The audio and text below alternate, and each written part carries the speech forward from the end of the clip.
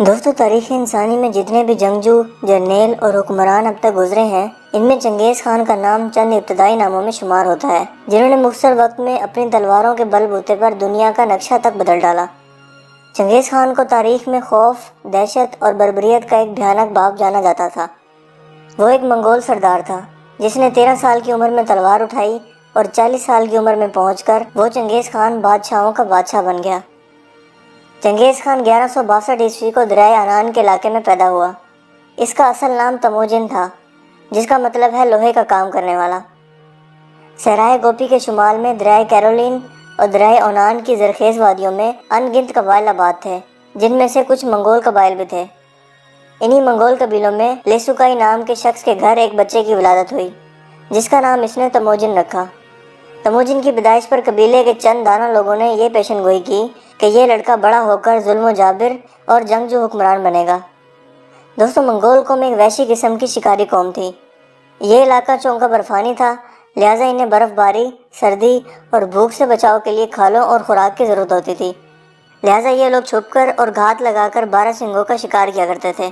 یہ لوگ سردی سے بچنے کے لیے جانوروں کے گوشت کے ساتھ ساتھ ان کی آنتیں تک کھا لیتے تھے اور ان کا خون بھی پی جاتے تھے۔ جس وقت تموجن پیدا ہوا، اس کی قوم سینکڑوں خاندانوں میں تقسیم ہو چکی تھی، حتیٰ کہ ان کا اپنا قبیلہ بھی ان سے ناراض تھا۔ ابھی تموجن چھوٹا ہی تھا کہ اس کے باپ کو اس کے دشمنوں نے زہر دے کر ہلاک کر دیا۔ یہ وہ لمحہ تھا جس نے تموجن کا بچپن اس سے چھین لیا اور اس کی زندگی کو ایک نیا موڑ دے دیا۔ اس وقت وہ بالکل تنہا ہو کر رہ چکا تھا، لہٰذا اپنی ماں کے زیر سایہ اپنے دوسرے بہن بھائیوں کے ہمراہ وہ پروان چڑھتا رہا۔ اس کی ماں اکثر راتوں کو اسے اپنے پاس بٹھا کر اس کے آبا و اجداد کی بہادری اور جرأت کے واقعات اسے سنایا کرتی تھی، جس کا تموجن پر بہت گہرا اثر ہوا۔ اسی کی بدولت وہ بچپن سے ہی نڈر اور بہادر بن گیا تھا۔ یوں وقت گزرتا گیا اور آخرکار 1175 کو اسے اپنے قبیلے کا سردار بنا دیا گیا، مگر اس کے اپنے ہی قبائل کے آپس میں جھگڑے شروع ہو گئے۔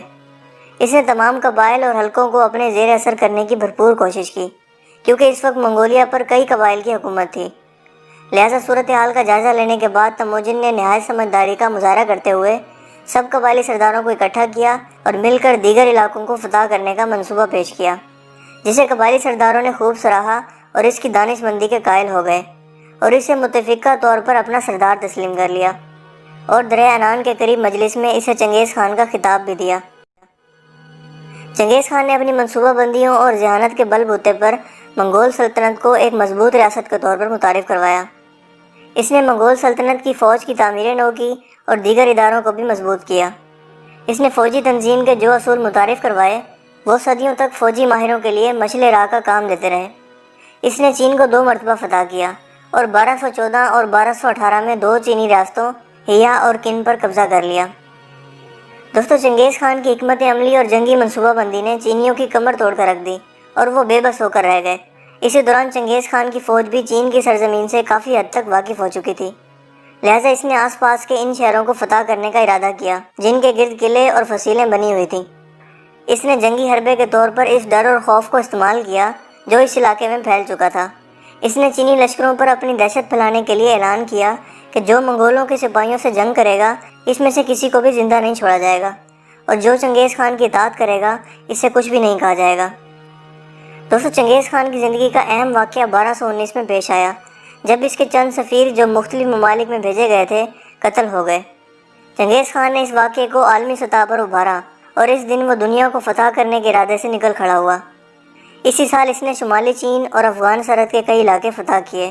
اس کے علاوہ بخارا، سمرقند، شاہپور، ہرات، ترکستان، آذربائیجان، تبریز اور خراسان پر بھی حملہ کر کے انہیں فتح کر لیا۔ اس کی فوجوں نے جنوبی روس اور شمالی ہند تک یلغار کی۔ وہ 6500 کلومیٹر رقبے کا مالک بن گیا۔ اس کی سلطنت شمالی چین سے جارجیا تک پھیلی ہوئی تھی اور اس نے اتنی بڑی سلطنت کے حصول کے لیے 84 لاکھ لوگ قتل کروا دیے تھے۔ اس لحاظ سے اسے تاریخ کا سفاک ترین حکمران بھی سمجھا جاتا ہے۔ مگر یہاں سوال یہ پیدا ہوتا ہے کہ آخر یہ سب ممکن کیسے ہوا؟ چنگیز خان نے آخر آدھی دنیا کو فتح کیسے کیا؟ دوستو، یہ ایک بہت ہی دلچسپ حقیقت ہے۔ در حقیقت بچپن سے ہی ذہانت اور بہادری کی بدولت مشہور ہونے والے چنگیز خان نے جنگی حکمت عملی کے لیے 2 فارمولے اپنائے تھے۔ پہلا فارمولہ اس کی رفتار تھی۔ اس کے لشکر کی رفتار بہت زیادہ تیز تھی۔ وہ 1 ہفتے میں وہاں پہنچ جاتا تھا جہاں پہنچنے میں دوسری قوموں کو 1 مہینہ لگ جاتا تھا۔ اس مقصد کے لیے اس نے پیدل دستے ختم کر کے اپنا سارا لشکر گھوڑوں پر منتقل کر دیا تھا۔ اس کے ہر سپاہی کے پاس 3 گھوڑے موجود ہوتے تھے۔ دوران سفر جب کسی سپاہی کا گھوڑا تھک جاتا تو وہ اس گھوڑے کو ذبح کر دیتا تھا۔ اس کا خون دوسرے گھوڑوں کو پلا دیا جاتا تھا اور گوشت کاٹ کر اپنے پاس رکھ لیتا تھا اور یوں دوسرے گھوڑے پر سوار ہو جاتا۔ لہٰذا چنگیز خان کا لشکر بغیر رکے آگے بڑھتا چلا جاتا تھا۔ دوستو دوسرا فارمولہ اس کی ٹیکنیک تھا، کیونکہ منگولی فوج کے لوگ یا تاتاری لوگ تاریخ کے وہ پہلے لوگ تھے جو گھوڑوں پر بیٹھ کر تیر چلا سکتے تھے۔ اس سے پہلے دنیا اس ٹیکنیک سے واقف نہیں تھی اور اس سے پہلے جسمانی قوت کو جنگوں میں رفتار اور ٹیکنیک سے زیادہ اہمیت دی جاتی تھی۔ چنگیز خان کا لشکر بہت ہی ظالم اور سفاک تھا۔ جب بھی کسی شہر یا علاقے کو یہ لوگ فتح کرتے تو اس جنگ کے دوران ہلاک ہونے والے لوگوں کی کھوپڑیوں سے مینار بنایا کرتے تھے۔ جنگ کے دوران تمام لوگوں، بچوں، بوڑھوں، حتیٰ کہ جانوروں کو بھی قتل کر دیتے تھے اور خوب لوٹ مار کیا کرتے تھے۔ دوستو چنگیز خان 18 اگست 1227 کو ایک جنگی مہم کے دوران مارا گیا تھا، جس کے بعد اس کے بیٹوں نے اسے اس کے غلاموں، بیویوں اور گھوڑوں کو ذبح کر کے اس کے خزانوں کے ساتھ کسی نامعلوم جگہ پر دفن کر دیا تھا۔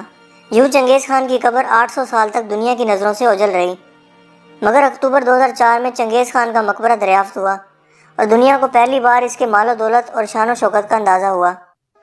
دوستو چنگیز خان کے بارے میں یہ بھی کہا جاتا ہے کہ وہ مسلمانوں پر بھیجا ہوا اللہ کا ایک عذاب تھا، جس کی حقیقت کچھ یوں ہے۔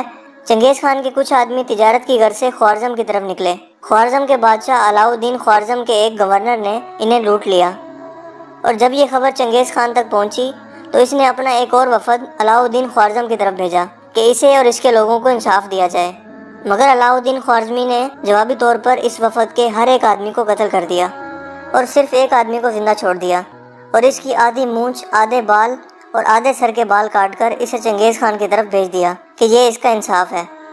اس وقت چنگیز خان شکار کرنے میں مصروف تھا۔ جب اسے یہ خبر ملی تو وہ ایک پہاڑی پر چڑھ کر پکارا، اے مسلمانوں کے خدا، اے مسلمانوں کے اللہ، تیرے بندوں نے مجھ پر ظلم کیا اور مجھے تجھ سے اس کا بدلہ چاہیے۔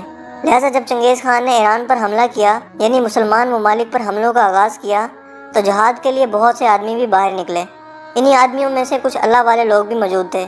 وہ لوگ جب جہاد کے لیے نکلے تو انہوں نے دیکھا کہ چنگیز خان کے لشکر کے پیچھے فرشتوں کی جماعتیں موجود ہیں، اور وہ یہ کہہ رہی ہیں کہ اے کافر جماعت، ان ظالموں پر ٹوٹ پڑو اور انہیں ختم کر دو۔ دوستو چنگیز خان اکثر کہا کرتا تھا کہ میں نے زندگی میں ہر دشمن کو شکست دی ہے، مگر میں اپنی تقدیر کو فتح نہ کر سکا، اور یہی دنیا کے اندر انسان کی حقیقت ہے۔ انسان سب سے لڑ سکتا ہے، ظلم و ستم کی داستان رقم کر سکتا ہے، مگر آخر میں اسے اپنے انجام کو ضرور پہنچنا ہے۔ انسان اپنی تقدیر کو اور موت کو کبھی بھی شکست نہیں دے سکتا۔